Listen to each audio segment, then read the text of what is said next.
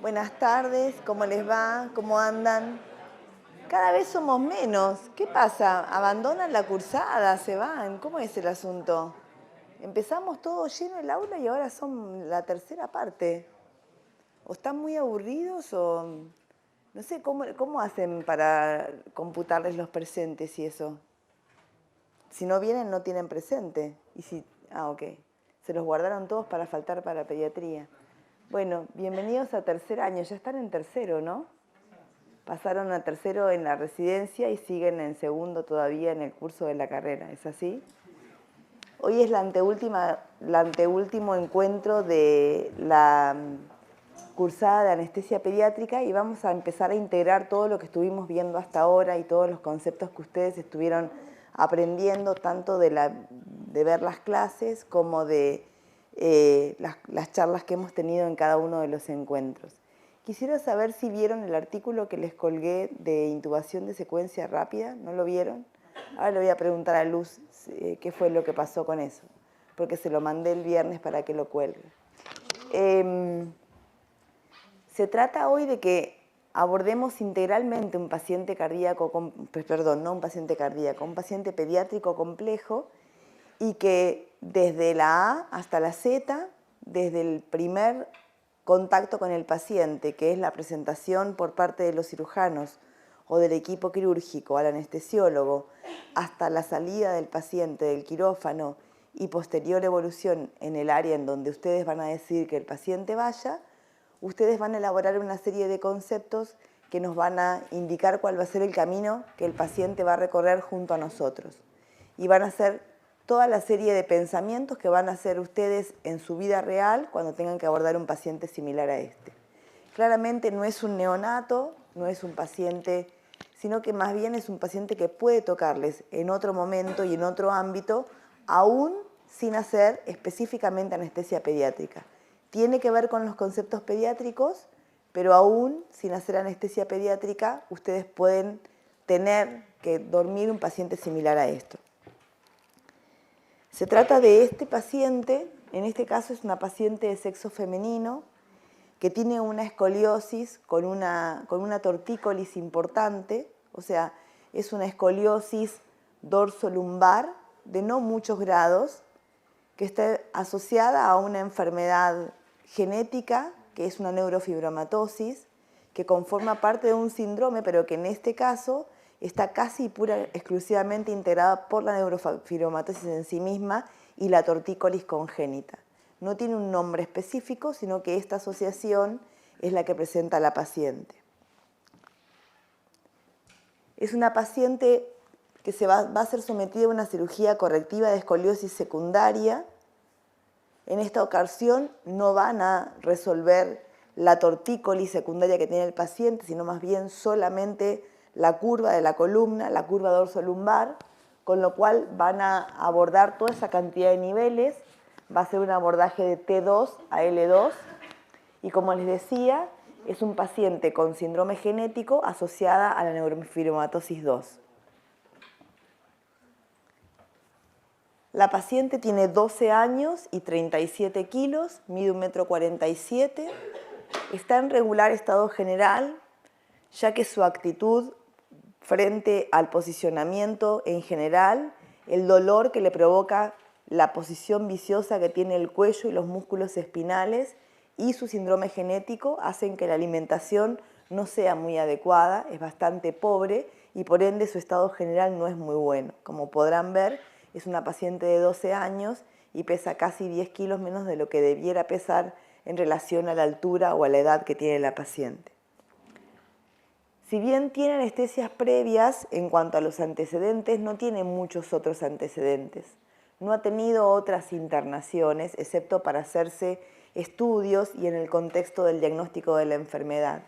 Las anestesias previas fueron para procedimientos diagnósticos, básicamente resonancias nucleares magnéticas y tomografía, en la cual se obtuvo, por ejemplo, la imagen que les estoy mostrando, que es la imagen de la columna, ¿sí?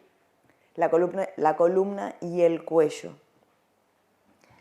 Y no tiene particularidades previamente en las anestesias anteriores, algunas de ellas con abordaje de la vía aérea como la tomografía. El laboratorio actual, para el que se supone que va a ser sometida a la cirugía de la columna, es ese que ven en pantalla. No tiene cardiopatía asociada y tiene un electrocardiograma con un patrón con un poco de sobrecarga de cavidades derechas por eje levemente a la derecha, probablemente relacionada con la restricción respiratoria leve que tiene la paciente, y nada más que eso. La idea es que nos vamos a dividir en grupos y cada grupo va a abordar uno de los conceptos que yo les voy a asignar. Un grupo va a abordar el preoperatorio de esa paciente. En el preoperatorio significa que a los que les toque el preoperatorio van a abordar desde cómo van a interrogar al paciente, qué es lo que le van a pedir, qué es lo que le van a indicar en el preoperatorio, qué le indicarían, desde el ayuno hasta alguna medicación, si ustedes quisieran indicar una medicación que tenga que ser referida al preoperatorio específicamente. ¿Cuál va a ser la conversación con la paciente y o con los familiares? Si van a decidir una premedicación o no, si es que la van a querer internar el día previo o no, todo lo referido al preoperatorio de esta paciente. Y los pedidos que van a hacer desde el preoperatorio en el servicio donde trabajan, en el sector donde trabaja, desde pedidos de sangre y hemoderivados, qué es lo que van a pedir o qué es lo que no van a pedir, y cómo van a transmitir todos esos datos a otro colega, suponiendo que los que hacen preoperatorio son los encargados del consultorio de evaluación preanestésica, el que acondicione y vea al paciente en el preoperatorio. ¿Está bien? Cómo van a transmitir todos esos datos al colega que va a ser la segunda parte de la planificación, que es toda la parte que tiene que ver con el abordaje del paciente en la sala de operaciones. La inducción, los accesos vasculares, el monitoreo, el posicionamiento del paciente, qué es lo que van a tener en cuenta, cómo lo van a hacer, qué cosas van a necesitar para poder hacer ese paciente en el quirófano, qué situaciones van a considerar específicamente respecto de la cirugía y el monitoreo. Además está decir que la cirugía de escoliosis se hace con potenciales evocados sensoriales y motores, con lo cual van a tener que considerar los estímulos de los potenciales frecuentemente, qué tipo de accesos vasculares, si van a colocar o no uno o más y de qué tipo, accesos arteriales y demás, si el monitoreo lo van a hacer con un monitoreo estándar o van a decidir agregar algún otro monitoreo, todo lo que van a hacer en el intraoperatorio. Otro grupo va a ahondar acerca de la reposición hidroelectrolítica intraoperatoria. Cómo se preparan, con qué lo van a hidratar, qué le van a reponer, a cuánto más o menos por kilo o no, si es que lo van a calcular así, qué otros elementos van a disponer para hidratar o reponer pérdidas en el paciente y en qué circunstancias o bajo qué targets ustedes repondrían o harían tal o cual cosa. Por ejemplo, si la hemoglobina baja de 7 o de 8, yo le repondría glóbulos rojos a una dosis de tanto. Y así sucesivamente. La reposición hidroelectrolítica y alguna otra sustancia, si es que ustedes consideran necesaria, para mejorar la reposición hidroelectrolítica, para hacerla más eficiente o menos eficiente de acuerdo a los conocimientos que ustedes tengan. Y otro grupo va a abordar todo lo que es analgesia postoperatoria o intra y postoperatoria. Probablemente haya algún tipo de concepto que pueda superponerse entre los grupos. Por ejemplo, el grupo que hace preoperatorio tal vez evalúa que en el preoperatorio le puede indicar al paciente algún medicamento que va a ser utilizado para la analgesia, tanto intra como postoperatoria. No importa, se planifica igual y se habla con el próximo grupo, con el próximo anestesiólogo, qué es lo que le van a hacer, ¿sí? ¿Cuántas formas de analgesia postoperatoria hay? Evaluar un plan de analgesia postoperatoria intravenosa o indicarlo para este paciente, con qué medicamentos, evaluar una estrategia al plan de analgesia intravenosa, cómo podría ser, de qué forma, y si hago una estrategia diferente, cómo la instauraría y cómo le indicaría o cómo se la pasaría al médico de terapia intensiva. ¿Sí? Vamos a dividirnos en 1, ¿Alguien 2... ya hizo alguna cirugía de escoliosis alguna vez? ¿Nadie? Bueno, va a ser un excelente ejercicio. Está bueno. ¿Ahí está rotando a Gutiérrez? ¿Ya empezaron las rotaciones? No. No, todavía no empezaron las rotaciones. Van a ser 1, 2, 3, 4, 5, 6, 7, 8 grupos. Y tenemos 4 ítems. Así que, no, 8 grupos con los chicos del interior, que se dividen en 2 salas. El grupo de ustedes, aquí estas 8 personas, ¿sí? Hasta allí, 8.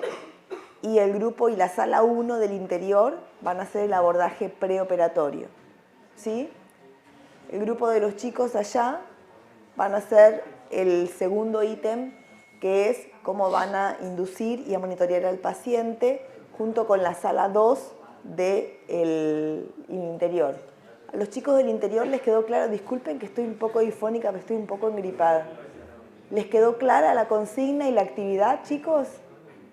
En el interior, háganme un dedito, pónganme un sí, algo. Hasta ahora no ponen nada. Ok, perfecto. Bárbaro, genial. Bueno, grupo 3 son ustedes, son 6. Van a hacer toda la parte del aspecto de la reposición hidroelectrolítica. Y el último grupo de allá, los chicos allá, aquellos 5 de allá, también la parte de la reposición hidroelectrolítica, hemoderivados y cálculo y cuestiones a tener en cuenta con eso, ¿sí? Ya va. Y después, ustedes acá son un montón, son 2 grupos. Uno va a ser, ustedes van a hacer toda la parte de analgesia postoperatoria, opciones de analgesia postoperatoria. Son 2, 4, 6, 8, 10, son un montón. Pásense 2 acá con los chicos y los 2 grupos van a trabajar en analgesia. Uno va a ser una estrategia de analgesia intravenosa continua y otro grupo va a ser una estrategia de analgesia con alguna otra estrategia diferente a la intravenosa continua. Seguramente, de acuerdo a lo que hagan, probablemente después van a tener que indicar en algún momento seguir con la analgesia intravenosa continua. ¿Está bien? ¿Se entendió? Pásense 2 de este grupo, pásense con los chicos. Tienen 15 minutos. Tienen 15 minutos para trabajar y después hacemos las exposiciones. Ya.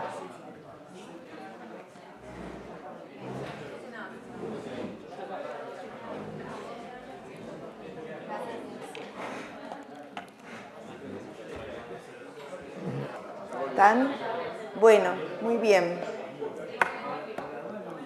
Levanten la mano quién tenía preoperatorio. ¿Quién tenía preoperatorio? Chicos, acá, ustedes y alguno de los chicos del interior, ¿verdad? ¿Cuál es la sala? ¿La sala 1 del interior tenía preoperatorio? ¿Qué son?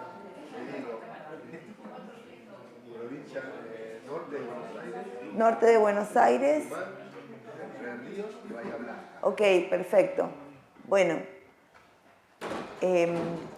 van a presentar primero la parte de preoperatorio, los chicos del grupo de aquí que tenía esa consigna y posteriormente pónganse de acuerdo, chicos, entre ustedes, los de la sala 1, Norte de Buenos Aires, Bahía Blanca, Tucumán y Entre Ríos.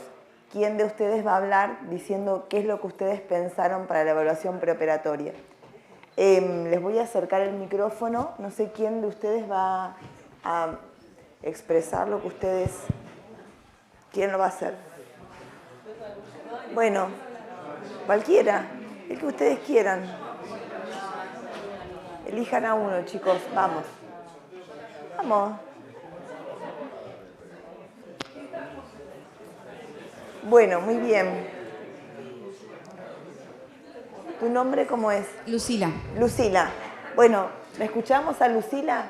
Chicos, Bueno, si nosotros ustedes, habíamos... perdón, Lucila, si ustedes creen, cada uno de ustedes cree que hay algo que Lucila dice que ustedes no harían, o al contrario, que hay algo de lo que Lucila dice que le faltó hacer, lo anotan y después lo vamos a acotar, ¿sí? Igualmente ustedes, los chicos del interior. Vamos, Lu. Bueno, nosotros lo que habíamos planteado es, bueno, primero esta paciente necesita de un abordaje multidisciplinario y sobre todo nos centramos en lo que es evaluar la función cardiorrespiratoria, entre otras cosas, ¿no? Bueno, en este tipo de pacientes, sobre todo esta chiquita, que sabemos que tiene un índice de masa corporal inferior al que le corresponde por la edad y la altura, probablemente pueda tener marcadores de desnutrición, así que estábamos pensando pedirle en el laboratorio, ampliar, digamos, los marcadores, las determinaciones de laboratorio, apuntando al perfil nutricional, hierro, colesterol, proteínas, y una interconsulta con nutrición para ver si podemos optimizarlo de alguna manera. A su vez está recomendado en estos pacientes también comenzar con hierro 6 semanas antes, así que también habíamos pedido interconsulta con hematología para encararlo por este lado también. ¿Qué más? Bueno, apuntando a lo que es digamos, a la función cardiorrespiratoria, decimos pedirle un ecocardiograma, posterior evaluación con cardiología y de acuerdo, bueno, al grado de compromiso respiratorio que tiene, es aconsejable evaluar la función respiratoria. Bueno, también está descrito que en los pacientes que tienen un ángulo de Cobb mayor a 65 grados sería recomendable pedirle un estado gaseoso y unos gases. No parecería ser el caso de esta paciente. De acuerdo a... ¿Qué conducta cambiaría la determinación de gases preoperatorio, Lucila? Tendríamos una idea de lo que es su hipercapnia, si es que la tiene, y su hipoxemia. Bien. Digamos, tendríamos el valor del cual partimos. Porque digo, es algo a priori bastante invasivo, ¿no? Sacarle gases, estamos en términos arteriales porque quiere una PaO2. Quizás si el paciente puede hacer un funcional respiratorio, porque también es difícil. No sé, ¿alguno de ustedes se hizo alguna vez alguna espirometría o intentó hacerla? No es tan fácil de reproducir, digamos. Yo intenté varias veces y bueno, no es algo fácil y que te entienda un paciente, sobre todo si es idiopático probablemente entienda bien, pero bueno, si es neuromuscular o tiene algún grado de discapacidad neurológica es difícil que pueda reproducirlo, ¿no? Pero bueno, quizás si el paciente satura, digamos, la saturación de oxígeno es un buen surrogante de PaO2, o sea, si un paciente satura más de 90, 92, no haya demasiado sentido, no tenga demasiado sentido pedir los gases y puedo tener el bicarbonato, los datos, digamos, un gas venoso para ver si está reteniendo, digamos, un retenedor de CO2. La otra cosa dentro del funcional, que yo concuerdo de que si la curvatura es muy intensa y el paciente lo puede hacer, es algo que suma, ¿qué valor le daría más relevancia, digamos? Al BSU-1, a la capacidad vital forzada, al FES 2575, a la difusión de CO2, digamos, de monóxido. Si tuviesen que elegir un valor para la escoliosis. Para todos, sí, quizás si quieren opinar. Sí, generalmente son trastornos más bien restrictivos, producto de la curvatura. Y se ha visto que una capacidad vital, sobre todo debajo de 35, de 30, era un fuerte predictor para complicaciones respiratorias y necesidad de ventilaciones en postoperatorio. La paradoja de esto es que con la cirugía mejora, pero lo que pasa es que, como les comentaba a ustedes, tardan 2, 4, 8 semanas algunos pacientes en mejorar, incluso las primeras semanas empeora el funcional respiratorio. Con lo cual uno lo debe tener en mente para ver qué estrategia va a hacer desde la estrategia ventilatoria postoperatoria, es decir, lo extubo o no lo extubo, a qué interfase lo voy a extubar y qué grado de rehabilitación respiratoria postoperatoria voy a tener. O sea, dentro de eso estamos de acuerdo. De todas formas, en pacientes pediátricos o en escoliosis secundarias, la mayoría de las veces los trastornos están asociados, como decía Diego previamente, a retrasos madurativos o trastornos conductuales o neurológicos que hacen prácticamente imposible hacer un funcional respiratorio. Y lo que vemos habitualmente es que la mayoría de los pacientes no tienen funcional respiratorio y tienen curvas tan severas como estas que están viendo ustedes acá en la pantalla. Y ese paciente, ¿cómo esperan que tenga el funcional respiratorio ese paciente? La capacidad vital, ¿cómo va a estar? Sin embargo, ese paciente salió extubado del quirófano. Es sorprendente. Yo les mostré unas fotos recién, vieron el pulmón, decís, Entonces, no tiene pulmón. realmente, pero... más allá de los números teóricos y de lo que uno puede evaluar, y que sí es verdad que uno con valores de corte o puntos de corte que habitualmente saben que son muy predictores de complicaciones respiratorias, es impresionante cómo pacientes con estas deformidades, por ejemplo, no tienen dificultades respiratorias en el postoperatorio. Hay diferentes tipos de pacientes, pero es muy sorprendente. Entonces, está bien hacer un gas y está bien si se puede solicitar un funcional, pero la verdad es que real y fácticamente hoy en día no son la mayor cantidad de pacientes que tienen dificultades previas los que presentan dificultades posteriormente. Sobre todo si el manejo del dolor es efectivo, porque es una limitante muy importante, el dolor, y si el tono muscular en el postoperatorio también se puede manejar adecuadamente. Porque imagínense cambiarle la modalidad de la postura a ese paciente, ¿no? Sí, justo hablamos de la importancia del espasmo y el tono muscular compensador, ¿no? Más en el idiopático del neuromuscular, por esto que hablábamos del tono muscular de un adolescente, digamos, es bastante intenso. Pero bueno, esto que decía Lore es verdad, ¿no? Que uno piense cómo voy a ventilar a este paciente y se los extúa bien y realmente no tienen tanto compromiso respiratorio. No obstante, me sigue pareciendo a veces que no es un paciente que puedo pasar de una cirugía de 8 horas boca abajo con un tubo puesto a un paciente que dejamos con una cánula nasal de oxígeno o solito ahí cuando lo sacamos del tubo, digamos. Tiene que haber alguna estrategia de interfaz y algún trabajo conjunto con la terapia, con los kinesiólogos para evitar las complicaciones respiratorias, ¿no? Sigamos. Bueno, habíamos pensado también por la repercusión que tiene esta cirugía, que tenga reservada cama en UTI y también la reserva de hemoderivados.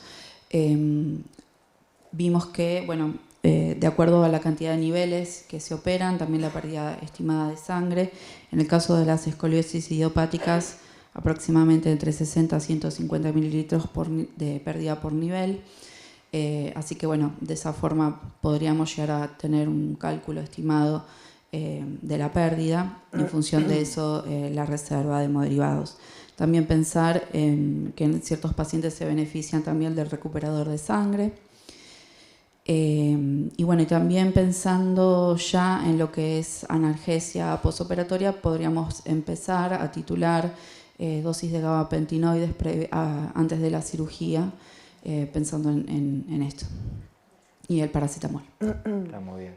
Bien. Respecto a la pérdida sanguínea, es correcto, va a depender mucho, después vamos a verlo, de algunas estrategias anestésicas per se del equipo quirúrgico y de las características del equipo quirúrgico. Justo lo hablábamos con Lore, como podés operar con Messi o podés operar con el 9 de San Lorenzo, que lo quiero mucho, pero bueno, es así.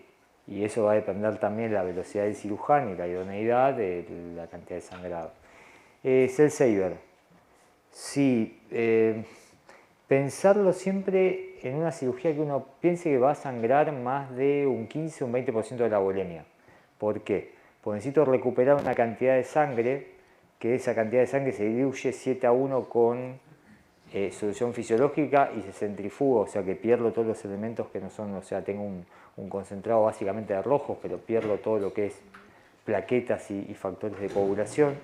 Y es carísimo como decirles ahora, $4.500, $5.000 todo el equipo, y requiere un perfusionista que venga también, con lo cual las obras sociales es muy difícil que lo aprueben, sí los que lo tienen bastante bueno, y eso después los testigos de Jehová. Llámenlos, son fantásticos, traen todo el equipo, si es que piensan que se justifica, pero bueno, no gasten $5.000 si van a operar con Messi y la cirugía va a sangrar 100 mililitros, porque no van a recuperar nada.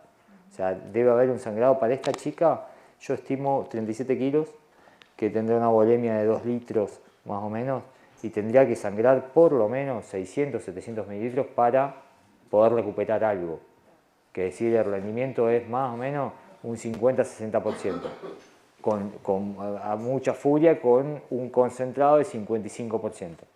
Pero no es un una, concentrado. es una neurofibromatosis, y las neurofibromatosis a sangra. veces pueden sangrar, y pueden sangrar mucho, incluso excesivamente a pesar del tipo de cirugía. Entonces, no está mal pensarlo. Lo que uno puede hacer, y algunas estrategias que se usan de acuerdo al equipamiento que uno tenga, es utilizar el recuperador y no armar el equipo específico de centrífuga, a menos que se recupere una cantidad importante. Pero eso depende del equipamiento. Hay algunos equipos que lo pueden hacer y hay otros que no. No siempre es un perfusionista el que viene. En nuestro hospital, por ejemplo, sí, el técnico de hemoterapia es el que se encarga de hacer la recuperación de glóbulos rojos. Y ya te digo, muchas veces lo que hacemos es armar el recuperador, pero parcialmente. Y si la cantidad de sangre que se recupera no es suficiente o no justifica armar la segunda parte, que es la parte más cara del equipamiento, no se arma y se descarta lo que se ha aspirado como si fuese un aspirador de reservorio común. Pero no está mal contemplarlo. Perdón, eso, cosa práctica, estén atentos al cirujano, que muchas veces no está atento, cuando lava, que aspire con el otro, porque tiene el aspirador, porque se va todo al sensor. No es una, hay que decírselo, acordate de aspirar, porque si yo te voy a aspirar con eso. Y una cosa más práctica que quería decir, me olvidé. Testigo de Jehová. No le mientan al paciente, si es testigo de Jehová, el equipo se arma todo, no se puede hacer lo que dice Lore, porque tiene que quedar conectado permanentemente al paciente, o sea, el paciente no puede perder contacto con la sangre. Lo pierde, se le explica, pero debe tener la vía, o sea, el suero de recuperación, aunque no tenga nada, conectado a una vía del paciente, porque no puede perder contacto la sangre con el cuerpo del paciente en ningún momento. Con los testigos de Jehová, y es algo extremadamente importante para ellos desde lo espiritual, así que no, sería mentirles si armamos solo el recuperador. O sea, con los testigos de Jehová hay que armarlo todo, pero bueno, ellos tienen equipo. Nada. Chicos, Entre Ríos, Tucumán, Bahía Blanca, Tucumán no era, Entre Ríos, Bahía Blanca, norte de la provincia de Buenos Aires, Tucumán, Entre Ríos, Bahía Blanca. Y norte de la provincia de Buenos Aires, Tucumán, Entre Ríos y Bahía Blanca. No sé quiénes están ahí, chicos y chicas. ¿Quién está de ustedes?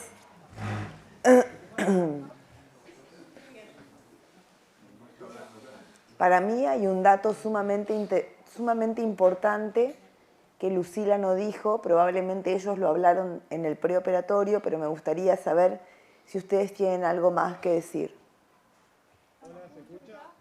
Se escucha muy bajito, pero ahora te vamos a dar un poquito de volumen. No está hablando nadie. Sí, alguien dijo se escucha. Nosotros, Tucumán. Hola, chicos, ¿cómo están? Hola, chicos, ¿cómo están? ¿Todo bien, usted? Muy bien, un poco gripada, espero no tener COVID porque estoy contagiando un montón de gente. ¿Sí? Nosotros habíamos pensado también, al igual que algunos de los compañeros, digamos, coincidimos en muchas cosas y también podríamos agregar algunas más. A ver. Al interrogatorio del paciente, consultar sobre antecedentes de broncoespasmo, broncoaspiración, dificultad en la dilución del paciente, antecedentes de infecciones respiratorias previas, dificultades para la intubación. en los estudios previos que se le realizaron, si fue con anestesia general o no. También sería bueno realizar una internación previa de la paciente para hacer una optimización tanto nutricional como de lo que sería medio interno, sangre, y también valorar las interconsultas que los chicos hicieron. Valorar signos de sobrecarga cardíaca también, en caso de que exista algún fallo por el tema de la postura, y también valorar lo que es el vicio postural del paciente para tenerlo en cuenta dentro de la cirugía, en cuanto al posicionamiento que vamos a hacer en la cirugía. Ujú. Cuando vos hablas, ¿cómo es tu nombre? Nicolás, Doc. Nicolás. Nicolás, cuando vos hablas de internar previamente al paciente para optimizar nutricionalmente, ¿a qué te referís? Que por ejemplo, le colocan una sonda para alimentar enteral, o cuando vos decís... Valorar bien por qué se da esa dificultad nutricional, si es por dolor, si es por dificultad en la deglución, y hacer ahí un abordaje ahí multi e interdisciplinario, tanto en conjunto con fonoaudiología, nutrición, y valorar cuál es la mejor alternativa para, digamos, alimentar al paciente, digamos, si es algún Claro. problema más de familia, social, o si es un problema ya propio del paciente, digamos, de que no puede ingerir ciertos alimentos por alguna dificultad que tenga. Ujú. Sí, está bien. Valorar y Probablemente eso lo sería puede lo mejor. completar tanto en el domicilio, depende de las condiciones socioeconómicas, lo puede completar tanto en el domicilio como en una internación eventualmente, si es que el medio social fuese muy adverso, ¿verdad? Claro, sí, sí, digamos, internarlo a lo mejor, no sé, o días previos a la cirugía, 2 a 3 días previos, como para valorarlo bien y estudiarlo completo al paciente, digamos. Internarlo 2 semanas antes o una semana antes, porque también está el riesgo de que adquiera alguna infección intrahospitalaria o se nos complique de otro lado. Pero sí ya internarlo que sea 2 días antes de la cirugía para hacer una valoración. Eso depende de la dinámica de cada centro, Nicolás. Vos imaginate que tener un paciente internado solo para estudiarlo, si el paciente puede ir y venir, no sería una cosa muy eficiente desde el punto de vista sanitario, solo para estudiarlo. Y si es 2 o 3 días antes, tampoco va a ser para la optimización nutricional. La optimización nutricional, como decía Lucila, tiene que ser hecha por lo menos entre 3 y 4 semanas antes, al igual que la optimización hematopoyética. Si el paciente no tolerara el hierro, que ustedes hablaron, y hablaron muy bien, que creo que la optimización del hematocrito es uno de los datos más importantes, porque es uno de los pilares fundamentales de lo que es el manejo de la sangre del paciente. Si no tolerara el hierro, ¿qué otra alternativa tendrían para poder optimizar el hematocrito? ¿Sabés, Lucila?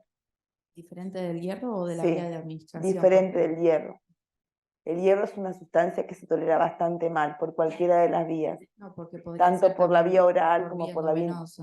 la vía endovenosa también. Tiene la limitante en los niños de que tienen que quedar internados un rato, de que hay que pincharlos cada vez y demás, ¿no? Pero aún así, muchas veces el hierro endovenoso tampoco se tolera muy bien. ¿Sabés si hay alguna alternativa para mejorar el estado hematopoyético o el hematocrito del paciente? ¿O Nico, ustedes saben si hay alguna otra alternativa? La Eritropoyetina. eritropoyetina, Exactamente. La eritropoyetina no es una droga barata, pero es muy eficiente al momento de restaurar un poco el capital sanguíneo en cuanto a la cantidad de glóbulos rojos.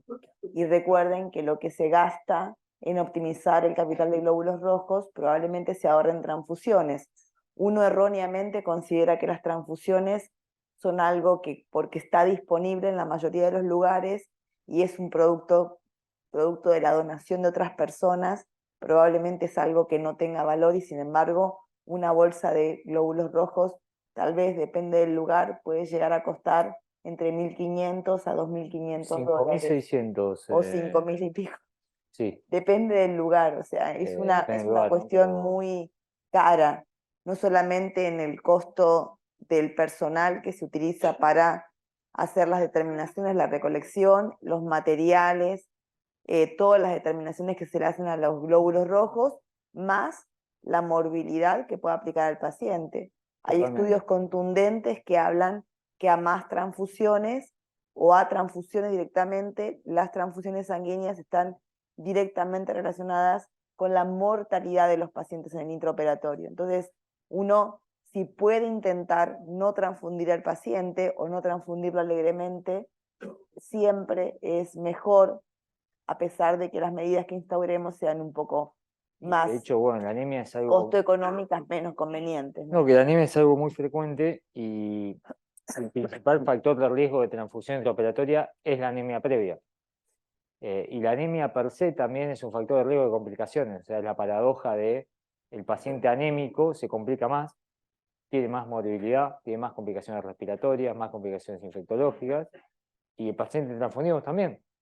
O sea que la estrategia rentable es, como decían este grupo, es evaluar correctamente la anemia y hacer todo para optimizar los valores de hemoglobina preoperatorios y evitar después con algunas estrategias que vamos a ver la transfusión intraoperatoria. Por eso va a generar morbilidad. Y es una transfusión de tejido, no se olviden, es un trasplante de tejido. Miremoslo así. Chicos, este punto es sumamente importante y es algo que nosotros como anestesiólogos, básicamente ustedes van a tener que cambiar o lo van a ir cambiando de a poco. Hoy en día nosotros en el Hospital Garrahan no logramos todavía cambiar este paradigma porque hay un montón de situaciones que se presentan en donde, por ejemplo, nosotros conocemos al paciente lamentablemente muchas veces el mismo día de la cirugía. No tenemos opción de acceder al mismo o a la historia clínica bastante tiempo antes y mucho menos de hacer indicaciones en el paciente para optimizar la leucemia, entonces la anemia. Entonces, nos enteramos que el paciente se va a operar, que el paciente viajó 1000 kilómetros para operarse, que la familia gastó lo que no tenía para poder viajar y acompañar a su hijo o a su hija al hospital, y llega con 10 u 11 de hemoglobina, que sabemos que es una cifra para operarse una esclerosis secundaria bastante escasa, y no tenemos opción en ese punto de optimizar la hemoglobina del paciente. Es un sistema que está funcionando mal y que de nosotros mismos depende cambiar. Entonces, si ustedes van a participar en sus lugares de trabajo de programas en donde se atienden a pacientes de esta complejidad y con este tipo de alternativas, ustedes son los que tienen que empujar para que estos pacientes se discutan previamente, como muy bien dijo Lucía en la primera frase, en equipos multidisciplinarios de trabajo. Se discuta, el anestesiólogo sea parte de ese equipo multidisciplinario de trabajo, traspase las puertas del quirófano para ir a encontrarse con el resto de los especialistas y discutir estos pacientes y hacer las indicaciones pertinentes rodeado de los otros especialistas para poder optimizar el manejo de estos pacientes. Solo así y aún así van a seguir ocurriendo tal vez un poco menos de complicaciones que las que ocurren actualmente.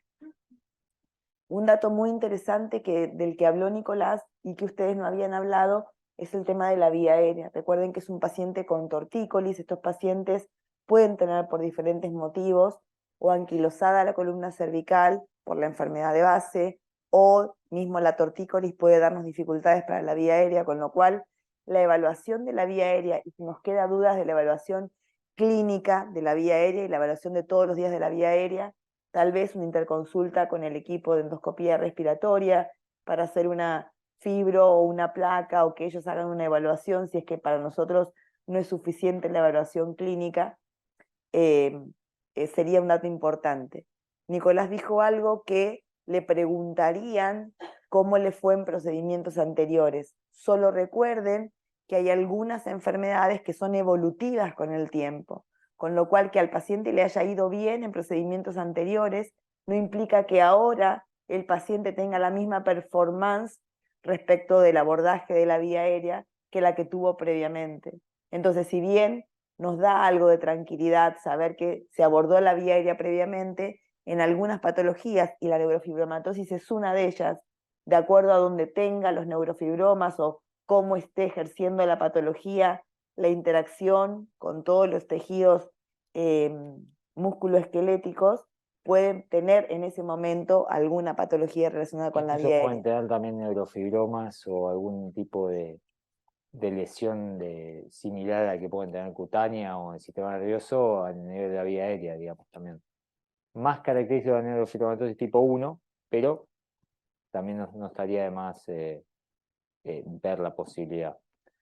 Eh, Nicolás, para el día previo a la cirugía, una vez que ustedes optimizaron el paciente, supónganse que logramos optimizar al paciente, logramos adecuar su caudal hematológico, logramos abordar desde el punto de vista nutricional y nutrir al paciente.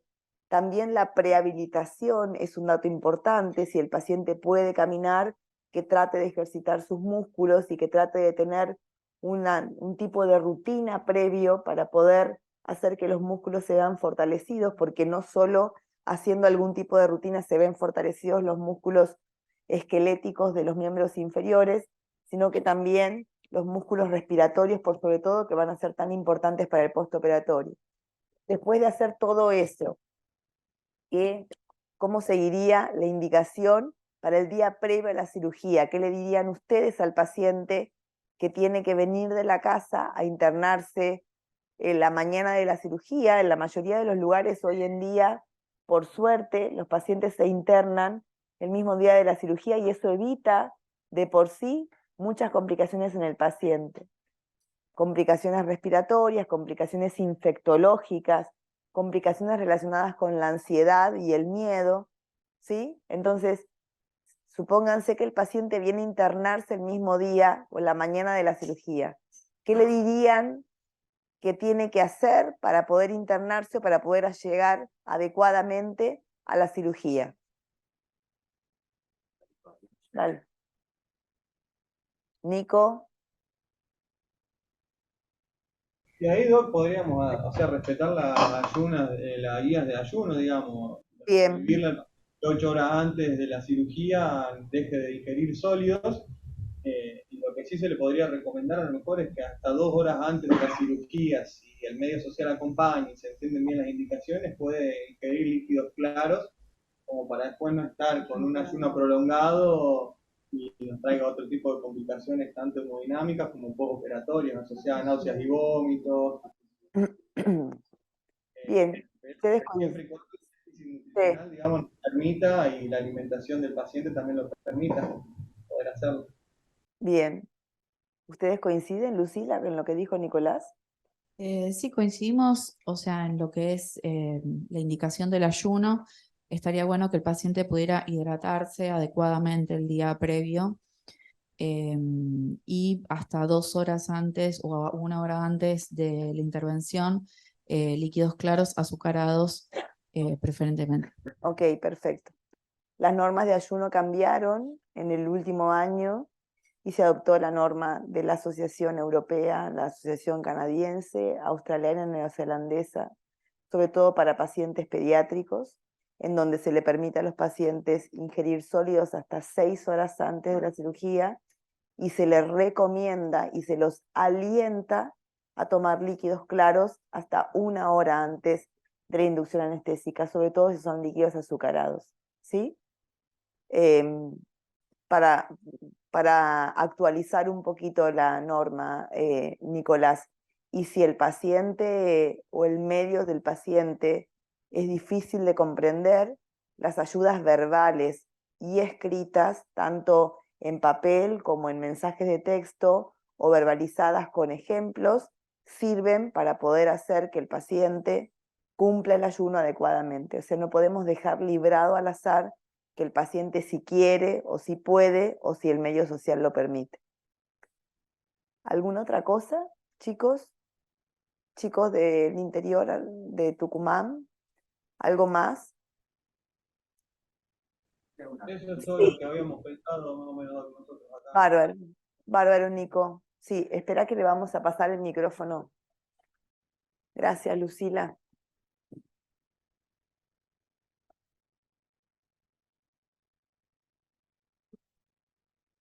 ¿Se podría hacer una hemodilución normovolémica o por la edad o en los pediátricos no se hace por los motivos de que es difícil canalizar una vía y de que se queden quietos y eso?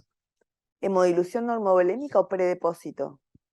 Porque Eh, la hemodilución normovolémica no necesitarías canalizar una vía despierto, lo podrías hacer después de que el paciente se duerme. sí, sí, ¿Se sí. entiende? Vos hablas de hemodilución normovolémica aguda o O previa. predepósito. Pre, Predepósito, sí. entonces, no es hemodilución, es extracciones Son- para predepósito. Claro. Actualmente, en los diferentes protocolos de optimización y recuperación y manejo de la sangre del paciente, tanto la hemodilución normovolémica aguda como el predepósito, a menos que el paciente tenga una optimización muy importante y previa, el predepósito está indicado en algunos pacientes, aún pediátricos, sobre todo en adolescentes, se puede hacer, no así la hemodilución normovolémica aguda. No ha arrojado buenos resultados. La bibliografía y la evidencia no hablan de que es una estrategia muy adecuada. Se diluye más la sangre, uno saca sangre que después es difícil de conservar y demás, y no disminuye la cantidad de transfusiones en general en el paciente. Pero en algunos pacientes sí, en donde se ha logrado optimizar mucho el capital sanguíneo, el predepósito en adolescentes puede ser una estrategia de optimización, aunque sean adolescentes, ¿no? Eso no sería una limitante. Pero no se hace mucho. No son estrategias que estén o hayan arrojado muy buenos resultados. Antes se pensaba que eran estrategias muy buenas y hoy hay pacientes muy selectos para hacer ese tipo de estrategias. Gracias. De nada.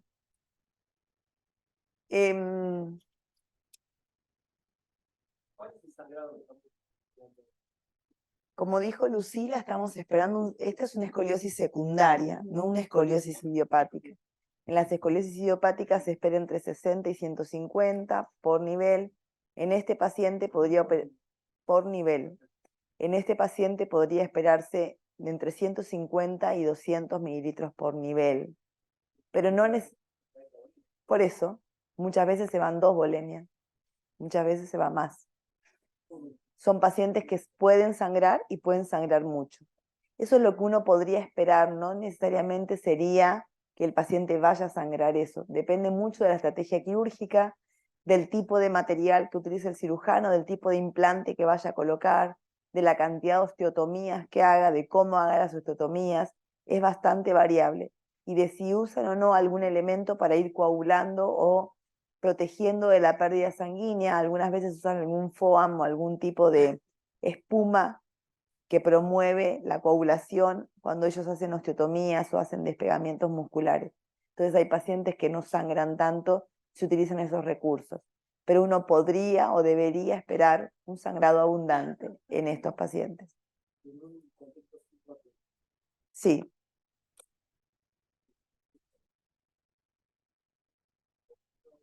En un contexto sin Rotem. Bueno, lo hablamos después en el intraoperatorio, porque así escuchan todos, ¿sí? Capaz que los chicos que planificaron el intraoperatorio tienen una respuesta para eso, ¿sí?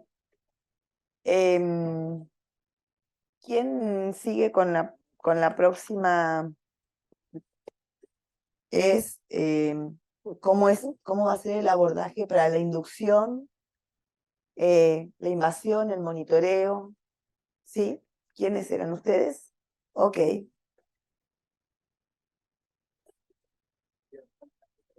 ¿Quién va a hablar?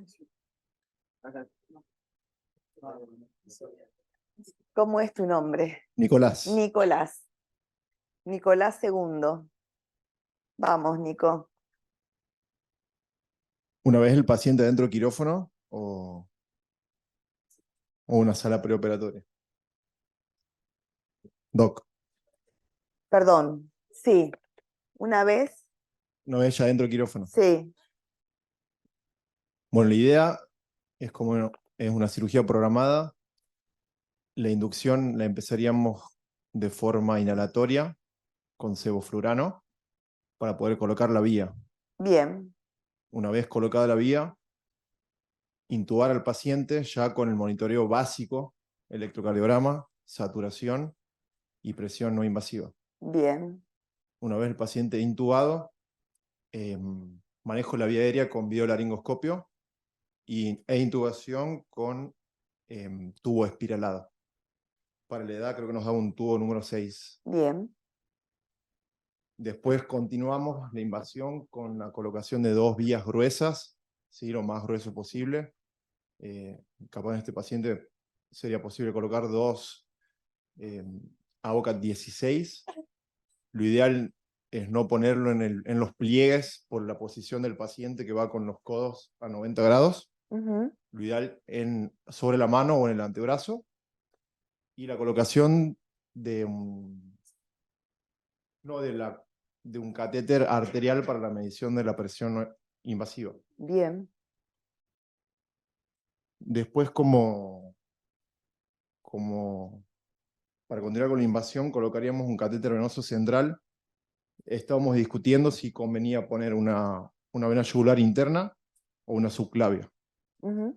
No sé, Doc, que como el paciente va boca abajo, si lo mezcles por el cabezal, si puede llegar a comprimir el cuello, ahí contraindicaría la yugular y elegiríamos una subclavia. Habitualmente el cabezal, cuando uno coloca el paciente sobre el cabezal o lo coloca sobre el posicionador, el cuello queda libre, con lo cual la colocación de un acceso vascular yugular no sería una dificultad.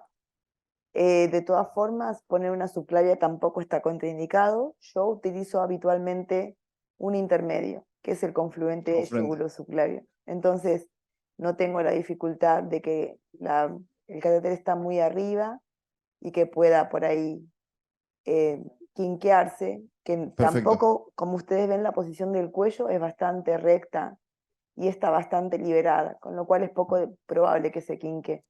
Pero nada, es un acceso con el que estoy acostumbrada y habituada y es muy cómodo para el paciente en el postoperatorio, mucho más cómodo que el yugular.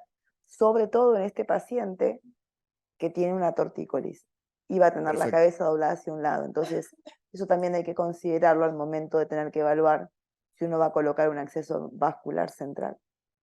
Bueno, siempre ecoguiado, preferentemente si contamos con el ecógrafo. Ujú. Después, volviendo al tema de la inducción, habíamos decidido entre todos utilizar fentanilo, 3 gamas kilo. Si usábamos relajante, la idea era usar el succinilcolina por el tema del neuromonitoreo intraoperatorio. Ujú. O rocuronio, si contamos con su Amadex para revertirlo. Y un mantenimiento con remifentanilo y propofol. Bien. Ketamina y si abordamos una anestesia multimodal, utilizar ketamina y lidocaína, una carga de lidocaína de 1 miligramo kilo y después un mantenimiento de 1 miligramo kilo hora. Claro, y manteniendo la hipnosis con propofol. Bien. Después uno de los... ¿Quieres hablar vos? No, después otra, para el posicionamiento del paciente es importantísimo el tema de los decúbitos. Cuidar los decúbitos desde de pies a cabeza. Empezando por los ojos, yendo a la boca, con colocación de mordillo para evitar que el paciente durante la neuroestimulación se muerda la lengua. Colocación de sonda orogástrica. Monitoreo de la temperatura corporal con un termómetro oral. Después, bajando el tema de las batatas bien colocadas a nivel de acá por encima por debajo de los hombros, a nivel de las crestas ilíacas y a nivel de los pies. Siempre controlando saturación en ambos pies después de la colocación de las batatas. ¿Se les ocurre algo más? Otro que discutíamos con los chicos es la indicación del monitoreo de profundidad anestésica al utilizar el mantenimiento con propofol. Ahí está. Claro, lo que pensábamos era que al colocar el cabezal capaz que o se salían los stickers o no. Por eso los pegaba con tela de seda. Perfecto. Y la dexmeto, bueno, creo que está contraindicada para la medición de potenciales motores.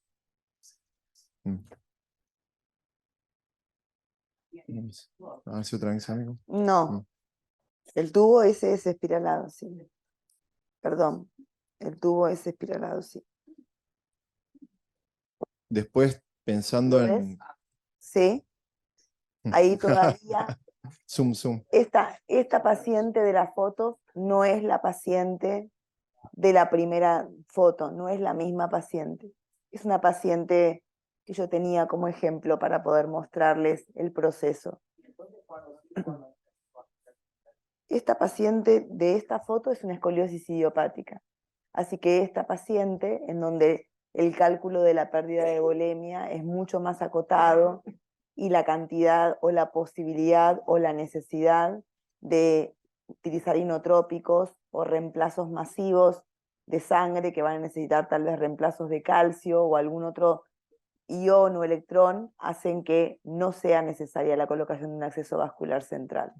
En otros pacientes en donde vos sospechás pérdidas masivas de sangre, reposiciones bruscas, necesidad de vasopresores o inotrópicos, o de iones y o electrolitos que necesitan sí o sí una vía central, colocas un acceso vascular central. Algo que me faltaba, Doc, era la colocación de una sonda vesical para monitorear la diuresis y una carga de ácido tranexámico 10 miligramos kilo. Eso para la inducción. Bueno. Y profilaxis antibiótica. Ah, bien. Bien. Perdón el desorden, pero... Todo bien. Los chicos de la sala 2 del interior, que son los que me quedan, Salta, Santa Fe y los chicos de Neuquén. No sé quién de todos va a hablar, a ver si están de acuerdo. Hola, hola, se escucha un poco distorsionado. Hola, ¿cómo estás? Hola, buenas tardes. No sé si se Buenas escucha tardes. mejor. Se escucha mucho mejor. ¿Cómo es tu Bueno, nombre? yo soy Nico Tercero. Nicolás III. Tenemos todos los Ares hoy. Y Nosotros con los chicos pensamos en la inducción muy similar, prácticamente idéntico a lo que dijo el compañero, y propusimos empezar la anestesia activa, propofol y fentanilo, tal cual como dijo él, hacer una vía periférica, obviamente primero sedarlo al paciente con sevoflurano, en lo que es lo tomamos obviamente como una intubación dificultosa por características del paciente, así que pensamos también en el video laringo, pensamos en relajarlo también con rocuronio, siempre y cuando haya su Amadex o su cinilcolina. En cuanto a lo que es la invasión del paciente, bueno, vía central, ahí estuvo bueno que usted nos especificó qué tipo de vía central es la más adecuada. Eh, la PAN invasiva, ponerle sensor de BIS, que justo aparecía también en la foto que usted mostró. En cuanto al control de la temperatura, nosotros le agregamos ponerle, tuvimos en cuenta la manta térmica, obviamente el termómetro también, el decúbito, bueno, por la ubicación que tenía la cirugía, que era lumbar, si no me equivoco, una posición ventral, pectoral, teniendo en cuenta obviamente los diferentes reparos anatómicos para que no haya lesión de nervios ni nada por el estilo, la correcta ubicación sería del paciente, y el mantenimiento, pensamos también ketamina y lidocaína. Las dosis por ahí no sabíamos si irnos a dosis mínimas o máximas. Por ahí es difícil abordar el paciente sin saber cómo va a ser el postoperatorio o si vamos a hacer algún bloqueo analgésico para ver qué usamos previamente. Así que decidimos usar la dosis máxima por el impacto nociceptivo de esta cirugía. Obviamente también al principio pensamos también en tubo espiralado, pensamos en sonda vesical, pensamos en sonda nasogástrica para comprimir la presión del estómago y también la parte de hacer la premedicación del paciente, que bueno, en realidad correspondería al preoperatorio. eh, y bueno, pensamos también obviamente en desmedetomidina y en magnesio, pero bueno, por ahí interviene con los potenciales evocados, así que bueno, no lo tuvimos en cuenta. Pero es muy similar a lo que decía el compañero. Pensamos de forma similar. bien. Los detalles del manejo y de la mantenimiento intraoperatorio, ustedes los van a poder hacer como ustedes quieran y va a depender del equipo con el que trabajen. Por Lo único, experiencia, sí, disculpe, perdón. doctora, lo único que ahí tuvimos una discusión fue en el hecho de usar TIVA, porque hay un modelo nuevo de TIVA, si no mal entiendo, que es para pediátricos, pero la bomba, la base primera que tenemos nosotros acá, nos deja a partir de los 11 años en adelante, así que es muy inconveniente, pero por ahí eso fue lo único que quedó en el medio, usar TIVA en pacientes pediátricos.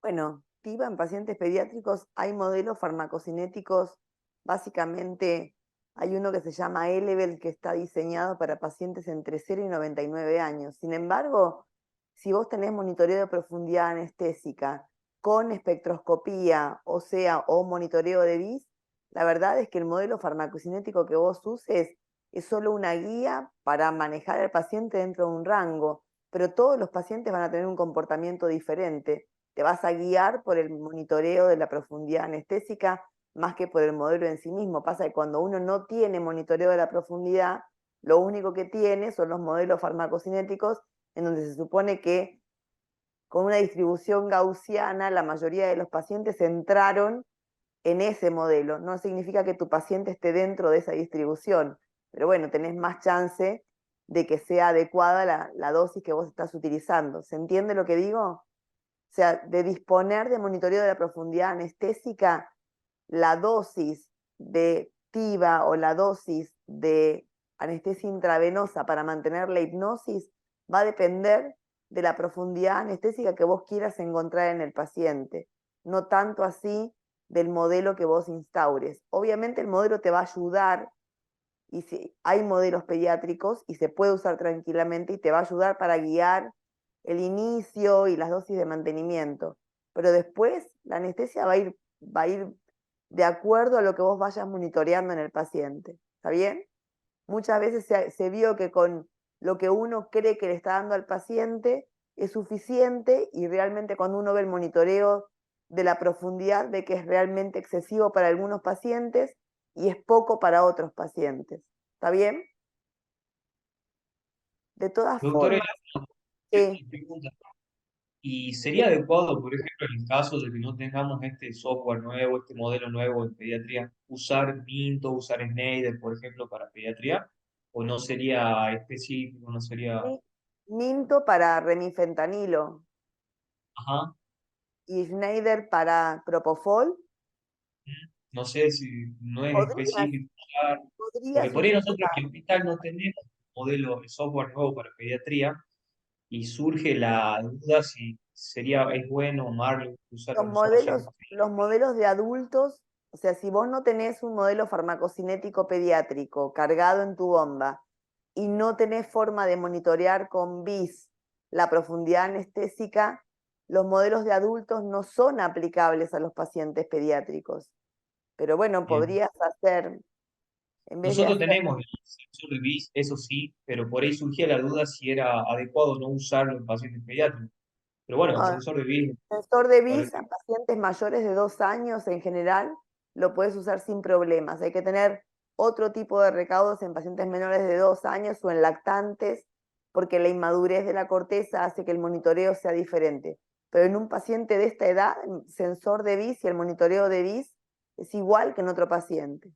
Así que podrías usar un modelo farmacocinético de adultos tal vez para guiarte, pero siempre después adaptarlo al valor de BIS que vos estés buscando. ¿Está bien? perfecto. Sí, muchas gracias. El tipo de anestesia que ustedes puedan usar o que quieran usar va a depender muchísimo del grupo de trabajo que ustedes estén habituados a trabajar. Y mucho que ver, y Nicolás me lo preguntó antes, Nicolás II, me lo preguntó antes con el neurofisiólogo. Por mi experiencia y en mis grupos de trabajo, los neurofisiólogos odian la lidocaína, por ejemplo. Odian la lidocaína porque la lidocaína aplaca muchísimo los potenciales y aman la ketamina porque la ketamina realza la magnitud de los potenciales evocados. Esto se fue porque se apagó la computadora, ¿no? ¿O por qué se fue? Ah, ok, perfecto. Así que En algunos otros grupos, los neurofisiólogos permiten que usemos dosis bajas de sevoflurano inhalado de menos de media cam o menos de 1 cam si lo combinamos con dexmedetomidina, dosis bajas, y siguen odiando la lidocaína. En muchos otros grupos se usa norremifentanilo y se usa fentanilo a dosis altas para el mantenimiento. O sea, el tipo de anestesia que ustedes quieran usar va a ser el que ustedes quieran usar y que vaya de acuerdo al tipo de grupo de trabajo con el que ustedes lo hagan habitualmente. Pero, ¿por qué qué? ¿Por qué el remifentanilo no lo usa? ¿Por qué no el remifentanilo? Porque produce mucha hiperalgesia y son pacientes que, como tienen tanto impacto doloroso, prefieren no usar remifentanilo y usar fentanilo. Utilizan bolos grandes, altos, algunos grupos utilizan bolos altos al inicio de la anestesia o que los dividen en 2 o 3 dosis, pero dentro de la primera hora, y después, si quieren, les hacen un mantenimiento o le hacen algún refuerzo si la anestesia o la cirugía se prolonga por más de una determinada cantidad de tiempo. ¿Sí? Pero eso depende de la forma de trabajo que ustedes tengan. Y esos pacientes en general tienen mucho menos requerimientos analgésicos que los pacientes en los que se usa remifentanilo. Yo, por ejemplo, no relajo nunca para intubar pacientes, a menos que el paciente tenga alguna situación puntual, específica, no los relajo nunca para la intubación. Y muchas veces los relajo después de la primera toma de potenciales, cuando el cirujano va a empezar a abrir los músculos de la espalda, porque eso disminuye el sangrado en ese momento de la cirugía, y hasta la próxima toma de potenciales, que es cuando empiezan a hacer las osteotomías, a colocar los tornillos, no se necesita una nueva toma de potenciales, ya el relajante, que es el más barato, atracurio, se disipó solo. No necesito ni rocuronio, ni su Gamadex, ni someter a un paciente que por ahí está enervado a succinilcolina. ¿Se entiende? Pero eso depende mucho, o sea, no hay nada que esté contraindicado. Depende mucho de la dinámica y la forma de trabajo de cada grupo. Sí, hay que decir que está demostrado que cuando uno relaja al paciente al momento de hacer la incisión posterior y en la disección muscular, si los músculos están relajados por un relajante muscular, hay menos sangrado que si el paciente no está relajado. Pero aún así, por ahí hay algunos pacientes que no relajo. Hay, respecto de las dosis de tranexámico, hay mucha bibliografía y dosis muy variables respecto de la dosis de tranexámico intraoperatoria. Hay algunos grupos que usan dosis altas de tranexámico, como 30 miligramos por kilo de dosis de carga y 5 a 10 miligramos kilo de mantenimiento, y otros grupos que usan dosis tan bajas como 10 miligramos por kilo dosis de carga y 1 o 2 miligramos kilo de mantenimiento. Entonces eso también es variable, ¿sí? Yo soy del grupo que usa dosis altas de tranexámico. La complicación más grave que puede traer el tranexámico a dosis muy altas, pero más de las dosis que uso habitualmente, son las convulsiones en el postoperatorio, con lo cual en pacientes susceptibles o que tengan actividad comicial o epilepsia o que tomen anticomiciales, tal vez se pueden reducir las dosis, y en esos casos sí utilizar protocolos de regímenes de dosis más bajas. ¿Está bien? Nunca, jamás, nunca deben olvidar el antibiótico, nunca. Y el antibiótico debe ser utilizado en forma correcta y adecuada, entre 30 y 60 minutos antes de la incisión operatoria. Y todos, y absolutamente todos los procedimientos que ustedes hagan, desde la colocación de un acceso arterial hasta la colocación del acceso venoso central, si es que amerita, o la colocación de las vías periféricos, todo debe ser hecho de forma antiséptica, aséptica o estéril, de acuerdo a corresponda, ¿sí? Son pacientes que tienen posibilidad de infectarse mucho, que tienen material extraño colocado en su cuerpo y que tienen inmunosupresión ya de solo estar 6 u 8 horas sometido a una cirugía y con reemplazo de glóbulos rojos o de productos derivados de la sangre. ¿Está bien? ¿Sí? Desde el punto de vista de la coadyuvancia, Intraoperatoria, lo que no nombraron ninguno de los Nicolases fue antiinflamatorios. En general hacemos una dosis de antiinflamatorio potente, como es la dexametasona, y recordar que si hubiese alguna situación en la que hay algún tipo de daño medular, sea agudo o que se revele después de la cirugía, el corticoide a utilizar, de acuerdo a un protocolo específico, es la metilprednisolona. ¿Sí? También se comienza en el intraoperatorio a administrar otros analgésicos que van a coadyuvar la analgesia postoperatoria de la que van a hablar los chicos ahora. ¿Está bien? Antes de pasar a la analgesia postoperatoria, si quieren, hacemos 10 minutitos de descanso o quieren seguir. Seguimos. Vamos a hablar de la reposición de volumen y las estrategias de la hidratación intraoperatoria. Chicos, no sé quién tiene el micrófono. Ustedes tienen analgesia, ¿verdad? Analgesia. ¿Ustedes analgesia? ¿Quién va a hablar? ¿Ailén? Bueno. ¿La escuchamos, Ailén? Bueno, nosotros primero lo planteamos en el hipotético caso de que no pase nada durante la cirugía en el sentido de sangrado activo. Entonces haríamos un mantenimiento con 10 mililitros por kilo hora de líquidos isotónicos balanceados, Ringer lactato o cristaloides. Y bueno, y después leímos en caso de que haya un sangrado, cuándo pasar hemoderivados o transfusión de rojos. Y lo que encontramos fue que el punto de corte es de hemoglobina de 7 gramos por decilitro en caso de que el paciente esté estable hemodinámicamente, o 8 en caso de que ya haya una hemorragia activa con descompensación hemodinámica. Y también lo que encontramos es una fórmula para calcular cuánto pasar de rojos en mililitros, y es el peso del paciente por la cantidad de hemoglobina deseada que se quiere aumentar en puntos por 5. Y no me acuerdo cuánto nos había dado. 300 a 400 mililitros nos había dado para reponer. De glóbulos rojos están hablando. Sí. Y bueno, y después también sí tenemos para, en caso de sangrado, pasar ácido tranexámico de 10 a 100 miligramos kilo, encontramos, y después en caso de tener ROTEM y poder medir también el fibrinógeno, se pasa a 50 miligramos kilo. Pero eso no sabíamos si es siempre que se pueda medir el fibrinógeno o en caso de que no, se pueda hacer de manera empírica.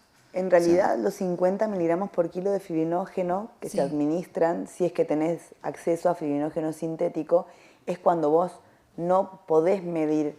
Le pasás una dosis única o estándar intermedia de entre 25 a 75, que es el rango de dosis de fibrinógeno. Uno elige 50 miligramos por kilo para tratar de llevar el fibrinógeno por encima de 250 o 240, que es lo deseable.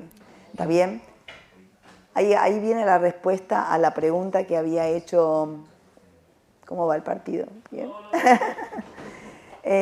¿Cómo era tu nombre? Franco. La respuesta a la pregunta que había hecho Franco previamente de cómo se repone. Si el paciente lo único que uno le va a reponer es hasta 2 volemias, en general, la reposición de hasta 2 volemias uno puede tolerar si el paciente no tiene sangrado anormal empíricamente en el campo, reponer cristaloides y o coloides de acuerdo a la velocidad del sangrado y o glóbulos rojos. Cuando vos te excedes en las 2 volemias de reposición, ahí empiezan a jugar en el territorio la administración de otros productos porque probablemente el sangrado se torne anormal. Y lo primero que uno debiera reponer, porque siempre es lo primero que se ve afectado en pacientes con reposiciones masivas de sangre, de líquidos, sean cristaloides y o glóbulos rojos, es el Sí, es el fibrinógeno. fibrinógeno.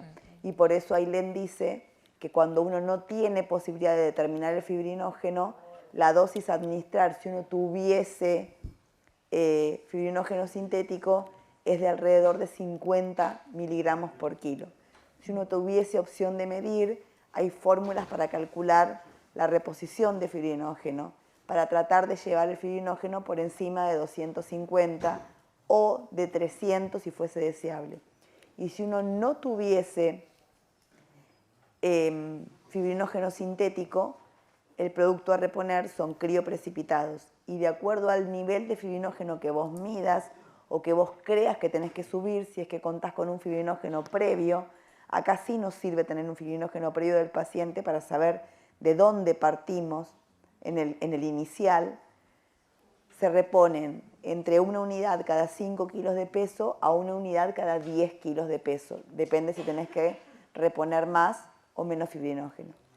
El segundo hemoderivado que uno debería reponer si el sangrado persiste anormal y la coagulación persiste anormal y no se forman coágulos adecuadamente o el paciente está sangrando normalmente y es extremadamente infrecuente en patología espinal, aunque con sangrados masivos de los cálculos que habíamos hablado previamente se podría producir, es que Ailén. ¿El plasma? En general plaquetas.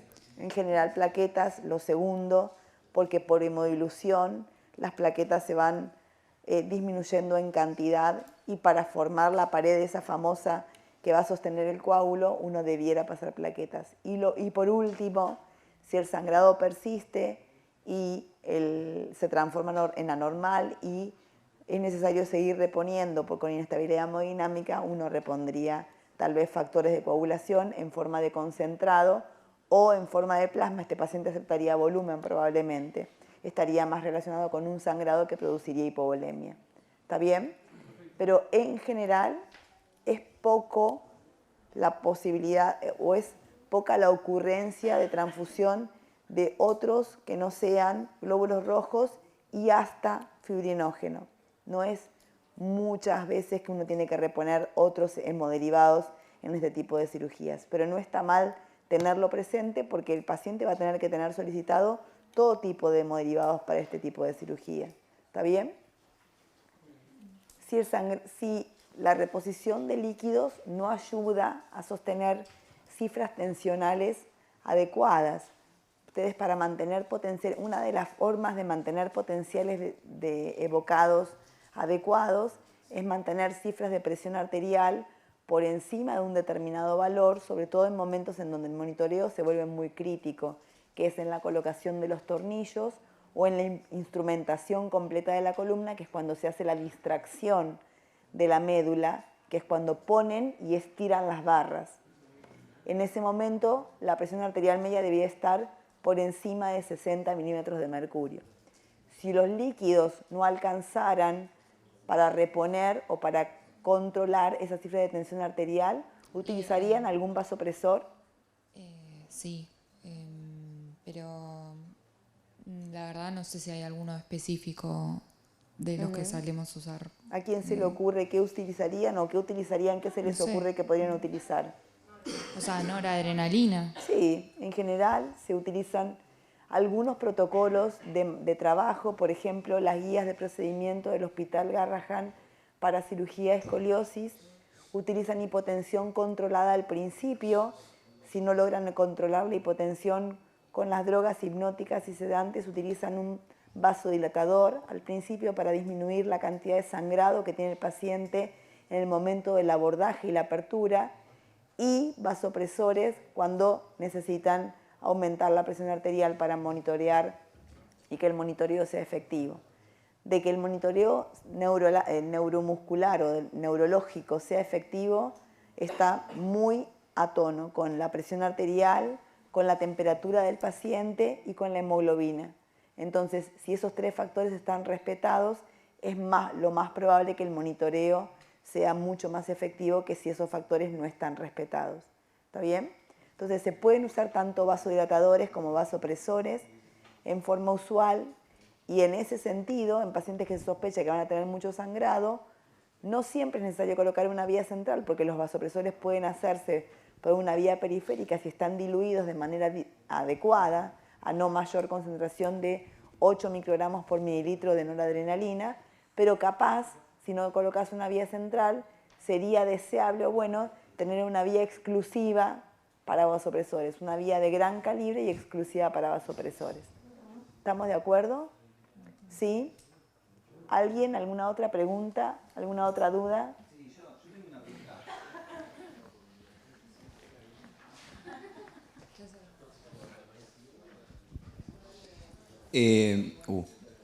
Para el monitoreo, yo sé que el paciente necesitamos sí o sí los potenciales evocados, pero por eso usamos TIVA y eso. Sebo se puede usar en dosis bajas con CAM de 0,5 Sí. también.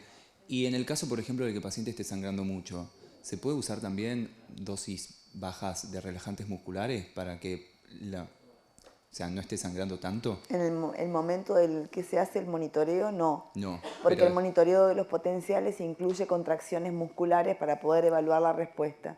Si el paciente está relajado, no lo ya puedes sé, obtener. pero previamente como para la apertura o... En la apertura sí. Por eso dije que Porque, teóricamente vos podés ir consensuando cuándo van a hacer el monitoreo y ir Claro. calculando. Dosis baja de relajante no tendría que afectar el monitoreo. Y es lo que dije antes, que muchos Bien. grupos utilizan relajantes. Yo, por ejemplo, no relajo al paciente para intubarlo, Sí. no necesito relajarlo la mayoría de las veces, porque el plano de la anestesia intravenosa me da opción, el plano de la anestesia intravenosa me da opción de intubarlo sin relajación neuromuscular, pero muchas veces lo relajo una vez que se hizo el primer registro de potenciales evocados y después hasta que se pone el primer tornillo, que es que necesitan volver a estimularlo, ahí utilizo atracurio, que en general hasta 30 o 40 minutos después ya no tiene más presente en el plasma, con lo cual se relaja perfectamente en ese momento. Pero después de eso, cuando hay necesidad de hacer potenciales en forma seriada y reglada, uno no debería relajar al paciente. ¿Está bien? Bueno, bien. ¿Les quedó alguna duda respecto de lo que yo hago habitualmente? Es tener 2 líneas de mantenimiento, dos líneas para administrar cristaloides. Una línea utiliza el mantenimiento. La solución balanceada, como bien dijo Ailén, habitualmente utilizo Ringer lactato.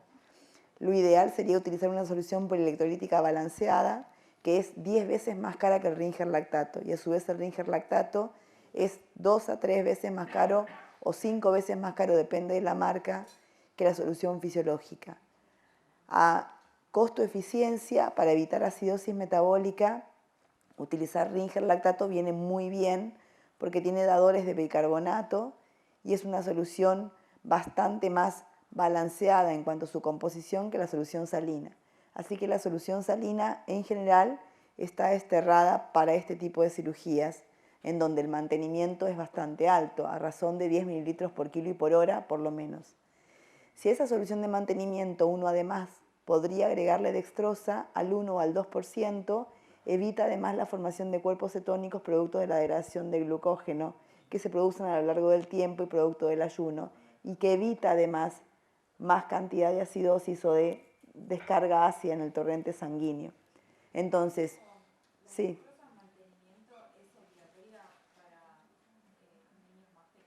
No, esto no es dextrosa de mantenimiento para administrar dextrosa como consumo metabólico o como demanda metabólica. Es solo administrar dextrosa para que el cuerpo no empiece a dar glucógeno y no produzca cuerpos cetónicos producto de esa degradación, para poder mantener. No es, y es, está indicada en la mayoría de los pacientes como mantenimiento al 1%. No es una dosis de dextrosa de 5% o de 10% como la que se usa en prematuros, por ejemplo. Es solo para mantenimiento. ¿Está bien? Para toda la cirugía en general. Para toda la cirugía como mantenimiento. Pero si tengo que hacer reposiciones extras de volumen por sangrado con cristaloides, utilizo Ringer lactato solo por otra vía para hacer las reposiciones. Y si la reposición de volumen fuera muy brusca, está descrito en algunas de las guías utilizar coloides. como gelatinas o almidones. Yo habitualmente no las utilizo, pero está descrito y no está prohibido utilizarlas. Habitualmente lo que yo hago es jugar con el vasopresor para no administrar una cantidad muy grande de volumen que haga que el paciente tenga demasiado edema o tenga disminución del intercambio respiratorio solo por edema o de otras funciones metabólicas por la sobrecarga hídrica. ¿Está bien? Sobre todo del trabajo respiratorio posterior. ¿Sí?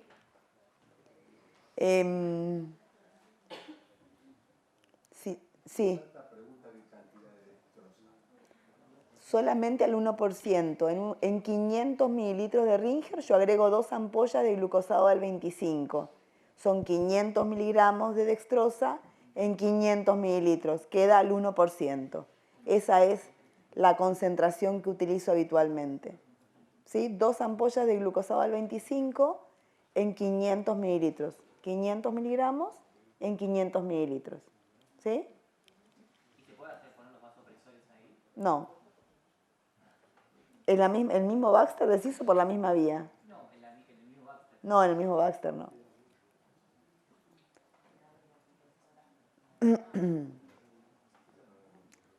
¿Alguna otra pregunta? ¿Alguien tiene algo más para acotar, para decir? ¿No? Muy bien. Pasemos a la analgesia intra y postoperatoria.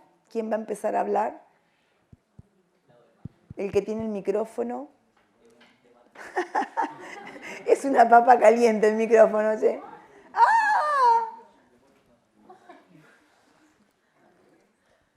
Vamos, que ya terminamos.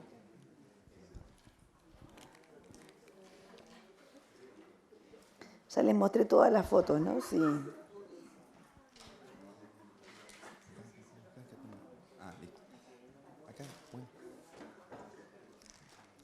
Bueno, nosotros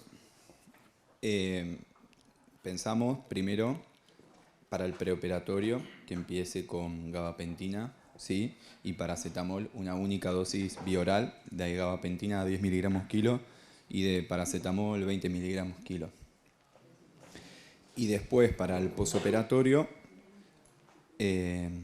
pensamos que tenga morfina, ¿sí?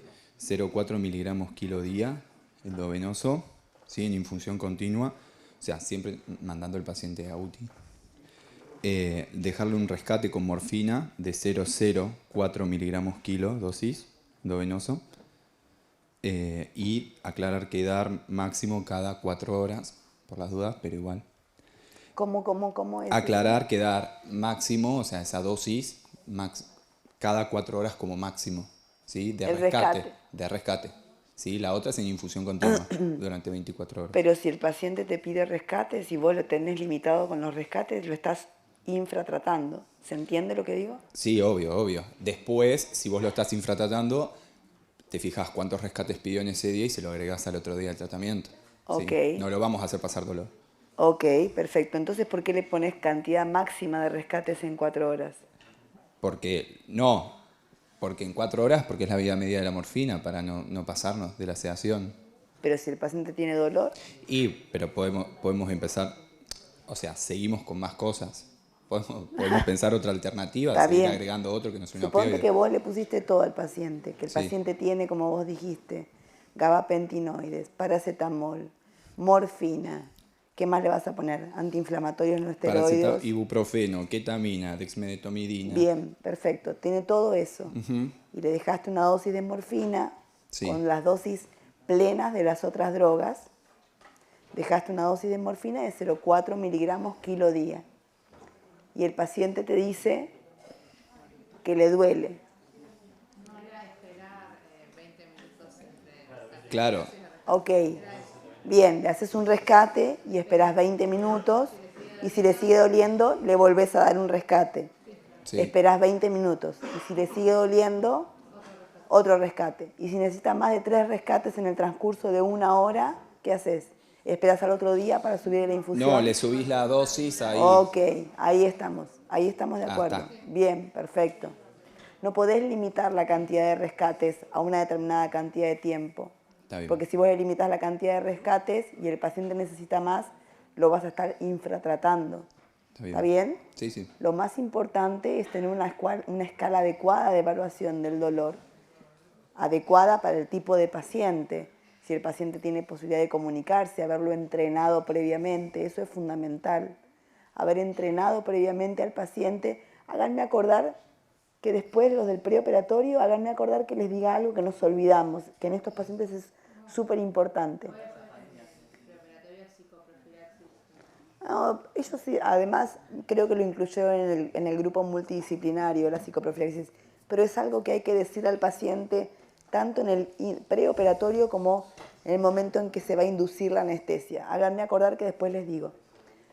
Estábamos hablando de las escalas de dolor. Es importante también entrenar al paciente previamente en qué tipo de escala de dolor uno va a moverse o con qué tipo de escala lo va a evaluar, eligiendo la adecuada para el nivel cognitivo y posibilidad de comunicación de cada paciente. Y que todo el mundo utilice la misma. ¿Sí? Eso es fundamental, porque si no, viene uno y te dice que le duele. ¿Y cómo sabes que le duele? ¿Y por qué le duele? Claramente, es verdad que empíricamente uno sabe cuando un paciente está dolorido, pero lo ideal sería utilizar un instrumento válido que permita optimizar y puntualizar las mediciones de dolor. ¿Está bien? Sí. Después, paracetamol, 10 miligramos kilo, ¿sí? Dosis endovenosa cada 6 horas. Ibuprofeno, 5 miligramos kilo. ¿5? Sí. ¿Por qué 5? Porque nosotros, o sea, habíamos visto que las dosis las podíamos ir variando así y pensamos esa dosis de ibuprofeno. ¿Por qué? ¿Es baja? Es baja. No sé dónde, si la leyeron en algún lugar o se la dieron en algún lugar. 5 miligramos por kilo de ibuprofeno. La dosis de ibuprofeno es de alrededor de entre 10 y 15 miligramos por kilo, más o menos, por dosis. Cada 8, ¿no? Cada 8 o cada 6 horas. Okay. De Keta, 0,2 miligramos kilo hora. De dexmedetomidina, 0,3 microgramos kilo hora. Bien. Sí, Bien. eso sí, todo va en infusión continua. Este primer día, o sea, el día 0. Bien, y es importante tener en cuenta que en el quirófano, para poder instaurar este método de analgesia intravenosa continua, tiene que haber recibido las adecuadas dosis de carga Sí, eso sí. para poder recibir Pero el como era mantenimiento. postoperatorio nos dedicamos... Está bien. No, solamente para tenerlo en cuenta, porque por ahí, si ustedes son llamados porque un paciente tiene dolor y nadie se dignó a indicar un plan de analgesia postoperatoria y ustedes lo van a formular, tengan en cuenta cuál fue la dosis de carga que le hicieron, si es que le hicieron. Si no le hicieron dosis de carga, para poder empezar la infusión intravenosa, el paciente tiene que recibir una dosis de carga. ¿Está bien? Tanto de morfina como de ketamina, ¿sí? Bien. Y después sumamos coadyuvantes, por todo lo que la dexametasona, ondansetron, omeprazol y diazepam. Bien. Y bueno, la fisioquinesioterapia, los ejercicios, eso, bueno, hablarlo previamente según cada institución si va a hacer movilización precoz o no. Bien, el diazepam suele indicarse en general en momentos en donde el paciente necesita descanso, pero algunas otras veces se indica de regímenes diarios o cada 12 horas, de acuerdo al grado de contractura muscular que tenga el paciente o si el paciente tomaba previamente o no algún miorelajante. Sí, eso lo pensamos en 0 miligramo kilo cada 12 por contracturas musculares. Bien, perfecto. Pero nada más, por eso. No sé si lo aplicábamos de entrada. Dale el micrófono. No, una consulta. En esta paciente que tiene neurofibromatosis, ¿estaría indicado también en...? Depende de cómo sea la postura del paciente previamente. En este paciente probablemente sí. En la otra paciente, en este paciente, probablemente no, aunque la posición del cuello puede ser que amerite algún tipo de contractura específica y que el paciente tenga dolor. Y o por contractura, una ¿no? pregunta, ¿en esta paciente estaba planificado hacer la correctura de cervical en un segundo tiempo o No. solo se va a corregir? No, solo la columna. Por ahora solo la columna. ¿Y eso va a quedar así? Sí, por ahora sí. Porque es un vicio muscular y no tanto óseo o cartilaginoso, lo de la tortícolis. En este caso, ¿está bien? Lo que les quería decir, que me tenían que hacer acordar, tanto para el preoperatorio, el que evalúa al paciente, como en el quirófano, antes de dormir al paciente, es importante instruirlo acerca de que si bien el paciente va a tener neuromonitoreo o monitoreo de los potenciales evocados, sensoriales y motores, los cirujanos y los neurofisiólogos quieren que el paciente mueva los pies y o las rodillas al momento en que se despiertan para verificar que la médula está indemne y que esa motilidad sea dirigida, o sea, que uno le diga al paciente, move los pies, move las rodillas y que el paciente lo haga. Entonces, es sumamente importante educar al paciente previamente, decirle cuando te despiertes o cuando te estés despertando, por ahí vas a estar medio mareado y medio dormido y vas a sentir que yo te voy a decir, Juanita, move los pies, levantar las rodillas, move los pies de adelante hacia atrás y que reproduzca el movimiento antes de quedarse dormido o en el consultorio y repetírselo porque es la forma más fácil de que el paciente después recuerde al momento que vos se lo preguntás en ese estado crepuscular en el que se está despertando y que pueda hacer la acción coordinada para que el cirujano pueda quedar tranquilo. ¿Está bien? ¿Se entendió? Así que es sumamente importante. Todo lo que ustedes quieran o pretendan del paciente en el postoperatorio es fundamental charlarlo con el paciente o con los familiares del paciente previo a que el paciente quede dormido. De esa forma va a funcionar mucho mejor. Van a ver ustedes que hay muchos pacientes que ustedes le van a decir, cuando se despierte puede comer y puede tomar, si tiene ganas, no hay ningún impedimento. Y van a verlo a la habitación 5 horas después y no le dieron de comer ni de tomar. Dice, ¿por qué no le dio de comer ni de tomar? Y no, por si vomita. Y los mismos familiares no indican o no hacen lo que debería hacer uno con el paciente porque o piensan que está bien que un paciente tenga dolor, por ejemplo. Esas son costumbres muy erradas, porque te operaron y bueno, te duele porque te operaron. Entonces uno, si habla y dirige las acciones a que lo que se espera del paciente para después de la cirugía es mucho más factible que lo que uno espera ocurra y no se dé por sentado que eso va a ocurrir solo porque los familiares o el paciente saben lo mismo que lo que sabe uno. ¿Está bien? Así que hablar con el paciente y sentarse a explicarle qué es lo que va a suceder tanto cuando entre al quirófano como cuando salga es sumamente importante para que todo funcione de mejor manera. Chicos, queda el grupo de una estrategia diferente a la analgesia intravenosa continua, si es que conocen alguna para este tipo de cirugías. Pásenle el micrófono. Bueno, lo que habíamos agregado más o menos al que decían ellos era un ISP, pero con el bloqueo, digamos, con la analgesia endovenosa bastante parecida, digamos. Ok. Porque no es un bloqueo tampoco que... Y a veces puede quedar corto también con los niveles. Esto creo que eran 12 niveles. Quizás es... Podrías hacer varios si quisieras. También, sí. Varios a diferentes alturas, ¿sí? Dorsal más alto y más bajo. ¿Cuánto volumen? 0,25 mililitros si vas a hacer 4 punciones. 0,25 mililitros por kilo de bupivacaína, por ejemplo, 0,25. Y ahí tendrías la dosis completa. Serían 2 mililitros por cada lado. ¿Está bien? Serían 2,5 miligramos de bupivacaína. Total. ¿Está?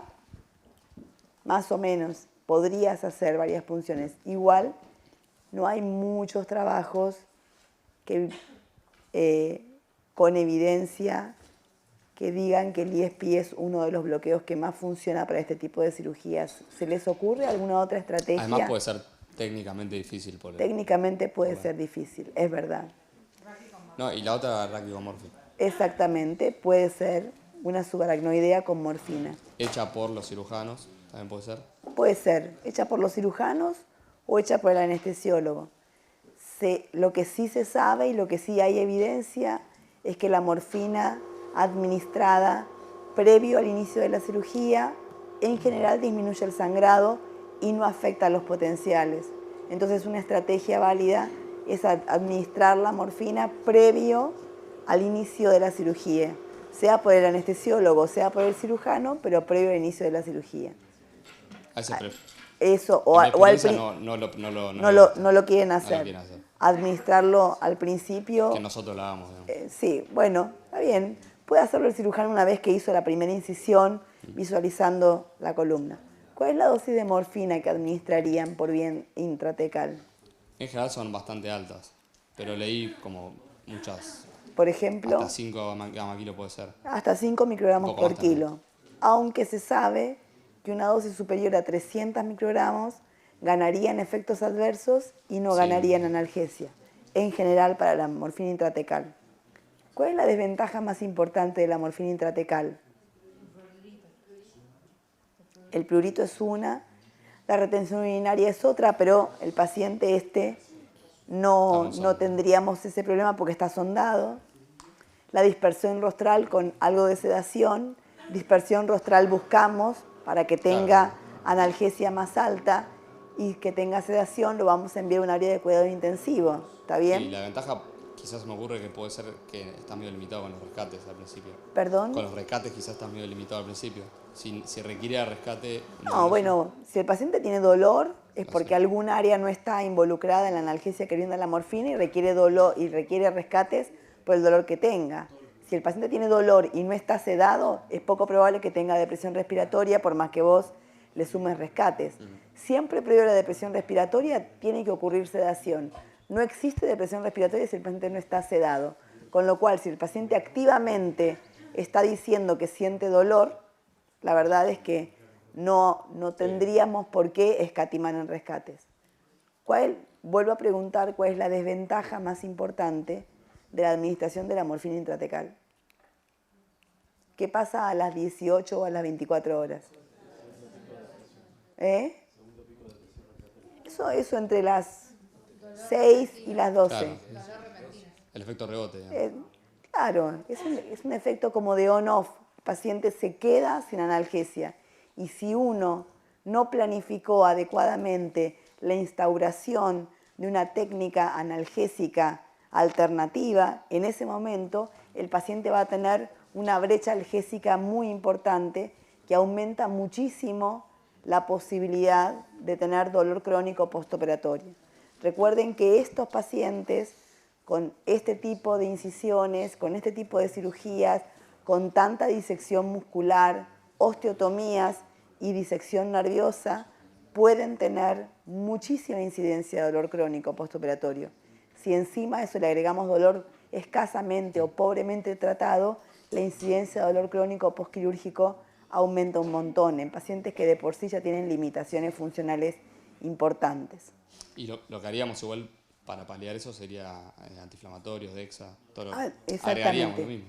Antihiperalgésicos se agregan y dexmedetomidina, antiinflamatorios, paracetamol, además de la morfina, se agrega. Pero debieras planificar una estrategia de administración inmediata de morfina o previo o cuando el paciente empieza a tener el fade de la morfina intratecal, ¿sí? Que por ahí si uno no está habituado a indicarlo o no tiene buena comunicación con el equipo de terapia intensiva, es difícil de instaurar, pero uno lo tiene que saber que eso va a suceder y tratar de convencer al terapista o dejarle el protocolo escrito y que lo sigan al pie de la letra o convencerlo de que le ponga morfina a las 18 o a las 20 horas de haber ingresado o de haberse hecho la analgesia intratecal.